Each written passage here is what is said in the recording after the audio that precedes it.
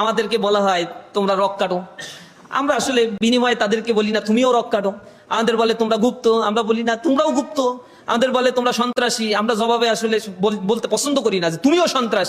আমাদেরকে বলে তুমি রাষ্ট্রবিরোধী, তুমি রাজাকার, আমরা বলি না তুমিও রাজাকার। যে আমাকে দেউলিয়া করে দিতে চাইবে আমি তাকে বুকে টেনে নিই, যে আমাকে সন্ত্রাসী বলবে আমি তাকে বলবো তুমি আমার বন্ধু। আমার বন্ধু প্রতিম সংগঠনের সাথে যখন টকশোতে যাই অনেক কথা হয়, একটা সময়ে বিভিন্ন বিষয়গুলো বলে, আমরা শুধু হাসি। এবং একটা সময় বলি ভাই আপনাকে আমি খুব পছন্দ করি, আপনি তো আমার বড় ভাই, আমাকে পরামর্শ দিবেন আর আমাদের ভুল থাকলে এগুলো বলে দেবেন।